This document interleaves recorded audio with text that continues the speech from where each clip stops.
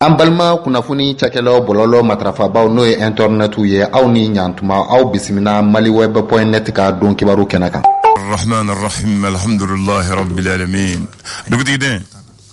o dugutigi moden do wa ñaare cen oui ani ne ko dugutigi moden Bamako bi ñaare bolo donc bi jaga fo bakare ni eni bakare de glende fo dugutigi moden de ñaare Bamako e ñaare o tay ale dina ya otewa bon e fana ni ko dugutigi ay masaka dugu ko ndaw ma de fentene rabulo folo fentene rabulo gato dugutigi moden fenta bolo wallahi akbar ko Etienne comme dugutigi modern bamanaw ko dugu manga bonye dugutigi ma ko dugu manga bonye dugutigi ma chawari dugutigi ni dugu bonye ma dugutigi abe on fait no Etienne dugutigi ko ni dugu manga bonye ma ko ni dugu bonye ma ko e kere duna e dugu la ton dugutigi ka ka dugu fambe don dero ko dugutigi tulo na nyeka bon ibo ko do oui parce que dugutigiw ka représentant be fan bɛɛ fɛ ko kɛra cogo kunnafoni bɛ suma bana dɔ yɛrɛ ko maatigɛ dugutigi ye ni ti dugu sigi cogo dɔn ni tɛ dugu a sigira cogo min ni dugu laada ni t'o dɔn i tɛ se kɛ dugutigi ye dɛ mais o tɛ diyagoya a bɛ i n'a fɔ dɔ ka bɔ Burkina k'a bɛna kɛ Mali président ye o tɛ se ka kɛ o a tɛ se ka kɛ parce que i tɛ Mali taabolo dɔn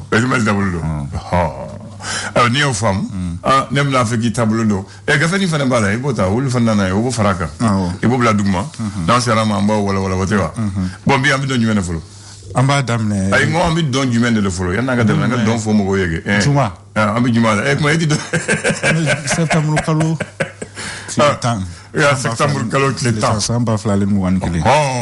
voilà donc ni dɔn donna ka ban sisan an bɛ taa ni ye gafe mun b'i bolo an b'a daminɛ gafe mun tɔgɔ le républicain ale a ye mun de fɔ bi sɔgɔmada na républicain ale kumana sɔrɔ ko bonyanko kan min bɛ tali kɛ économie ta fanfɛla la banque mondiale ni ale kɔni ko kɛnbɛ k'a ka baaraɲɔgɔnw ni o tigɛ Mali la an bɛ wagati min na ye ko sisan baaraɲɔgɔnw kɔni nun donna kura ye a kunnafonidi kɔni kɛra n bɛ tali kɛ banque mondiale ale ka lasigiden min bɛ Mali la ale ni Mali ministre min ɲɛsinnen n'o sɔrɔ koyaw ɲɛnabɔli ma ni o ye Arsène Sanu ye olu ka baaraɲɔgɔnw kɔni kɛra sababu ye n bɛ tali kɛ banque mondiale ale ka baaraw kɔni bɛna nun don kura ye Mali la waasa dɔ bɛ se ka fara Mali ale sɔrɔ ko kan cogo min na hali bi an to républicain ale kɔnɔna na sisan an ta kalanko ta fanfɛla la a yira k'a fɔ n bɛ tali kɛ baki ale kimɛni min kɔni kɛra ala ma mɛ kɛrɛnkɛrɛnnenya la yan fɔlakaw olu fɛ yen nɔ a yira k'a fɔ ɲina kɔni kɛra kalanden dɔw kɔ o de hukumu kɔnɔna na minisiriso min ɲɛsinnen no kalanko koyaw ɲɛnabɔli ma n'o ye ministère de l'éducation nationale ale kɔni a yira k'a fɔ ko baki kimɛni kɛrɛnkɛrɛnnen kɔni bɛna kɛ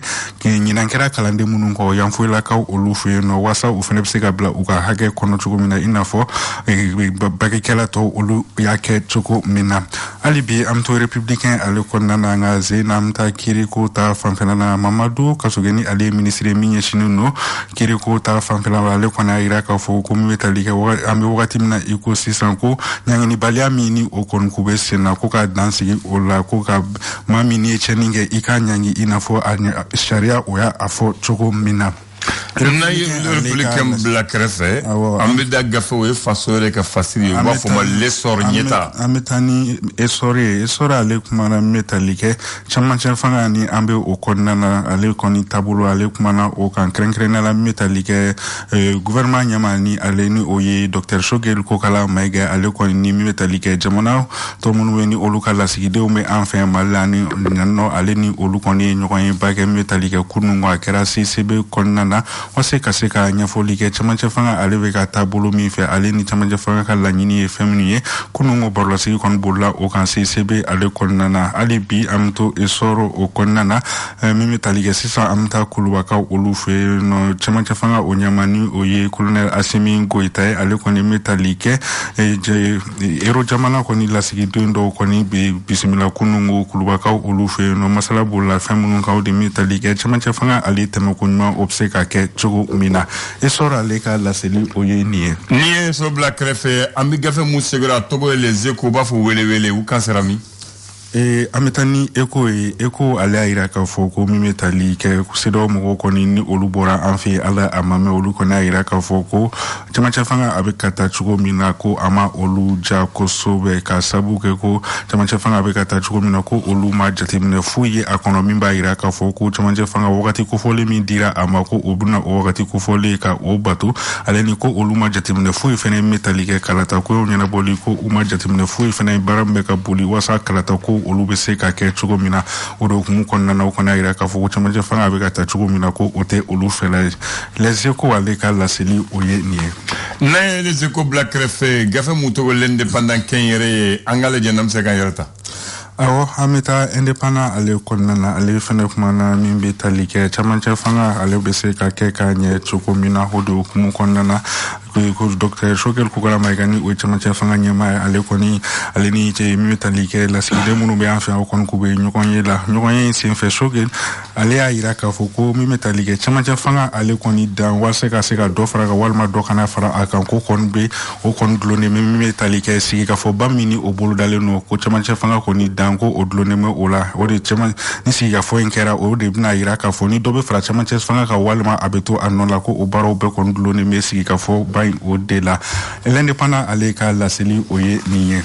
na indépendant black refe am journal mu segre ale togo info matin so moda fe kuna foni bala wa info matin ale kumana ale bi amedi Shogel ani docteur Shogel kukola maiga amto ale ka hukumu o konna na ale kona ira ka foko wasa chama fanga obseka nye chugo mina ka konbe wole dake mali ale demba jakulu mako ukana ka demeta ganye shimali mo wasa chama fanga ale obseka ke ka nye chugo mina info matin ale ka la seli oye niye ni obla ambi gafe mun segro ba fo Mali d'aujourd'hui Mali bi chokodi Mali aujourd'hui ale kumana mi metalike kalango ta fela na krenkrena na kay mununi obedi chamanche kalando mani oye enseignement secondaire moko yuko yuruguru wale do kon talimbe kanyeshi ubara ko fole o ma yira ka fo mimetalike sefa war mimetalike million kemme shaking boyango ko kon yuruguru ko wale kon talino ka yira ka fo ko kay ko fole non kon ko ate barate ka ke inafo akay nga ke choko mina rok mu kon na yira ka fo ko mimetalike sefa war million kemme shaking boyango o koni o tourner même watimna iko 600 aujourd'hui Mali aleka la seli oye niye amba kuncheni gafa mutogo Mali tribune anga tribune jora kanyawo Mali tribunal alors Mali tribunal mi metalike ali kon kuma metalike bubu sise ya ka fuko bubu sise am wakati na iko sisa ko nyale ko lukungolo ko o kono onyine no krenkren la mi metalike réseaux sociaux o lu kono sans faire la na yera ka fo bubu koni aleka video koni mi krenkren la akoko donte temeka fo bubu siseni ale kon nga fandoni o ma bla borolo o lu sanfela koni o la yera ka fo metalika ngal kon tangunu no yala fen men be ni coin o coffre Mali tribune ale ka la seli oye niye donc on est bita kunche ame kunche liga ni Mali tribune d'accord Mali tribune wanga tribune ala ka meshila ami chen ñaare lay bo don ote quartier ñaare ko quartier ñaare lawo ñaare duguti ko bloy donala dona hono shenkeli ibu bozo la don nto don ko sobe bozo la wote bozo fona ke kinya toko dalen do ana ni o tado kese keleno al toko dara ulu tado bozo de tumbe wori ko bozo la ji de tumbe bozo daga de tumbe kata depuis yebe dabanen daminena kata bla fo de masa dangana o betu ye bozo daga ni bozo ji dugu bonyana ji dogo era sisa donc yelamani kera sinon bozo danga fo badala sisa ni tara na masa danga kera filala ni selege na apekamna bozo danga be alibi ni watna yere ji donu kan yere uka bugu yere bi ji kono se ni watini be kuma watina jima yela ji yella uka bugu la iko bugu ba fo sisa bugu gunde kan yere o be fani ma fe afle ni na masa danga selege ni na oui ni tara na masa danga apekam bi romina ni dona droit fait o ko naina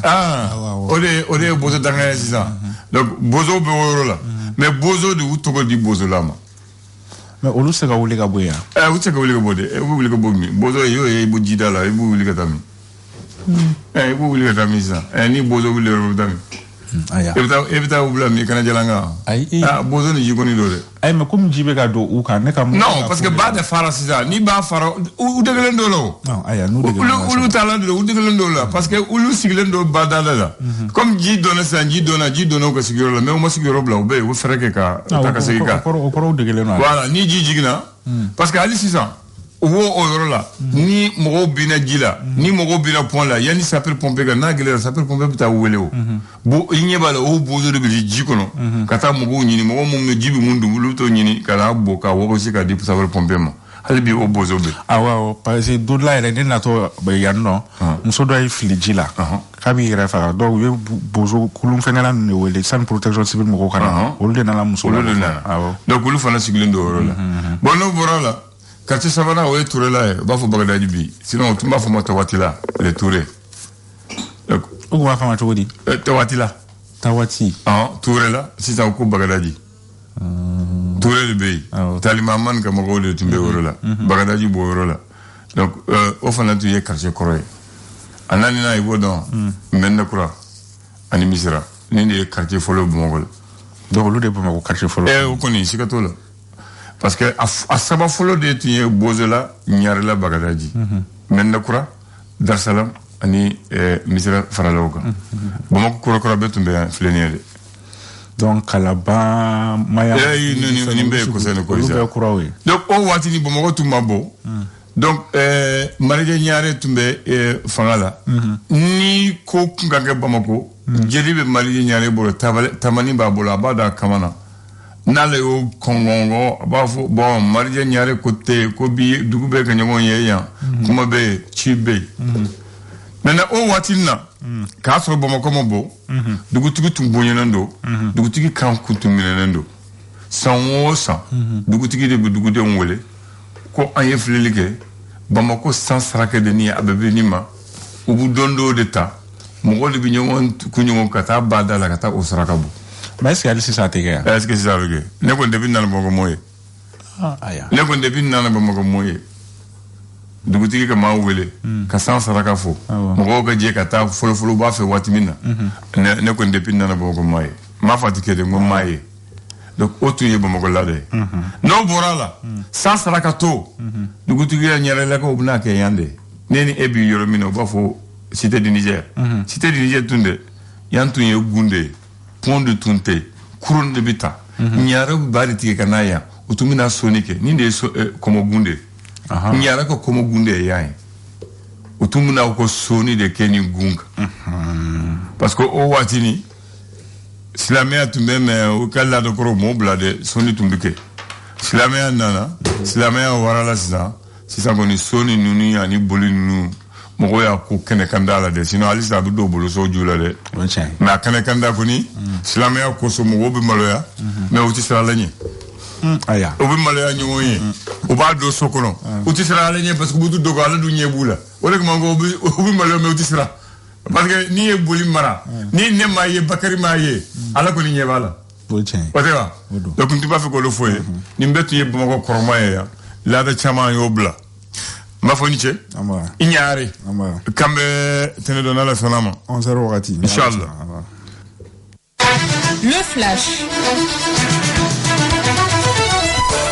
Le flash d'information avec la rédaction de Clédou Info.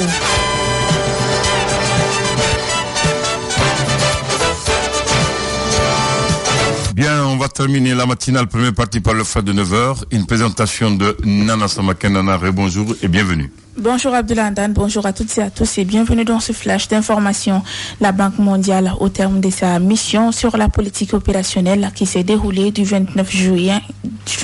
2021 au 18 août dernier, a approuvé ce lundi 6 septembre la reprise de sa coopération avec le Mali. Selon le directeur des opérations pour le Burkina Faso, le Mali et le Niger, le traitement des demandes de retrait de fonds, les activités des opérations en cours de mise en œuvre et aussi les opérations opérations en préparation reprennent avec l'État malien. Aussi, la reprise des activités relatives